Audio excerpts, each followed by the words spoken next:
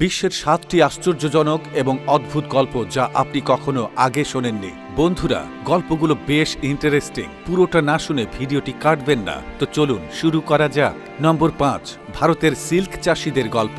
ভারতের সিল্ক চাষিরা কেবল জীবিকা নির্বাহ করেন না, বরং কোটি কোটি টাকার ব্যবসা করেন। সিল্ক ওয়ার্মগুলোকে খুব যত্ন সহকারে তুঁত গাছের পাতা খাওয়ানো হয় এবং বিশেষভাবে প্রস্তুত করা জালে রাখা হয়। সিল্ক ওয়ার্ম তাদের শরীর থেকে রেশম বের করে সেটিকে চারপাশে ছড়িয়ে কোকুন তৈরি করে। পরে কৃষকেরা এই কোকুন সংগ্রহ করেন এবং প্রসেসিং এর জন্য গরম পানিতে ধৌত করেন। এই প্রক্রিয়া সম্পন্ন হতে কয়েক মাস সময় লেগে যায়। প্রস্তুত করা সিল্ক আন্তর্জাতিক বাজারে বিক্রি হয়, যেখানে এর চাহিদা ও দাম অত্যন্ত বেশি। নম্বর ৪, গভীর সমুদ্রে তৈরি ফ্লোটিং অয়েল রিগস। আধুনিক প্রকৌশলীর এক অনন্য উদাহরণ হল ফ্লোটিং অয়েল রিগস। এগুলো সমুদ্রের গভীরে তেল উত্তোলনের জন্য ডিজাইন করা হয়েছে। এগুলি তৈরি করা অত্যন্ত কঠিন, কারণ সমুদ্রের গভীরতা ও প্রবল ঢেউ এই প্রক্রিয়াকে চ্যালেঞ্জিং করে তুলেছে। এগুলোকে ঝড় ও সমুদ্রের ঢেউ সহ্য করার জন্য খুব মজবুতভাবে তৈরি করা হয়েছে। নম্বর ৩, বিমানের দরজা ম্যানুয়াল অপারেট করা হয়। অত্যাধুনিক প্রযুক্তি থাকা সত্ত্বেও বিমানের দরজাগুলো ম্যানুয়ালি চালানো হয়। এটি করা হয় জরুরি পরিস্থিতিতে।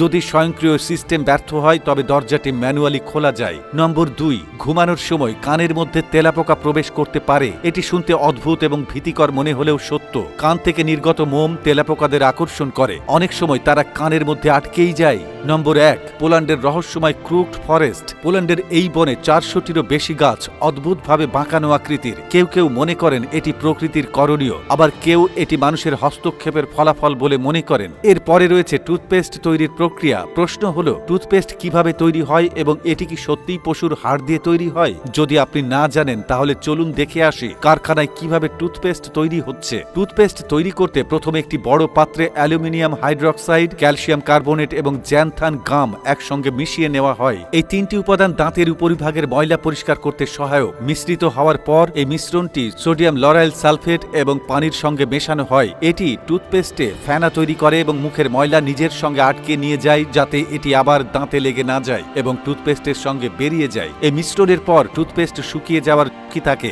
যা মোকাবেলা করতে সার্বিটল যোগ করা হয়। এটি টুথপেস্টের পানিকে ধরে রাখতে সাহায্য করে। পেস্টকে মিষ্টি করার জন্য সাধারণ চিনি ব্যবহার করা যায় না, তাই এতে সার্বিটল মিশানো হয়। সার্বিটল মিষ্টি স্বাদ দেয় এবং তিক্ততা দূর করে। পুরো মিশ্রণটি ভালোভাবে মিশ্রিত করা হয় যাতে এতে কোনো এয়ার বাবল না থাকে এবং ঘনত্ব এক সমান থাকে। সার্বিটলের পর টুথপেস্টের রং ও ফ্লেভার যোগ করার পালা আসে। বিভিন্ন ধরনের রঙের পিগমেন্ট এবং ফ্লেভার যোগ করা হয়, যা টুথপেস্টকে স্বতন্ত্র স্বাদ ও চেহারা দেয়। এটি বিশেষ মেশিনে মিশিয়ে চূড়ান্ত টুথপেস্ট প্রস্তুত করা হয়। প্রস্তুত টুথপেস্ট বড় পাত্রে সংরক্ষণ করা হয়। পরবর্তীতে একটি মেশিন টিউবগুলিকে উল্টে একটি কন্টেইনারে রাখে। এখান থেকে একজন কর্মী এটি হাতে তুলে কনভেয়র বেল্টে রাখেন এবং এগুলি অবশেষে বক্সে ভরে প্যাকেজ করা হয়। কিছু নমুনা আলাদা করে গুণগত মান পরীক্ষার জন্য ল্যাবে পাঠানো হয়। এই সহজ পদ্ধতিতে আজ কোলগেট বিশ্বের সবচেয়ে বেশি বিক্রি হওয়া টুথপেস্ট হয়ে উঠেছে।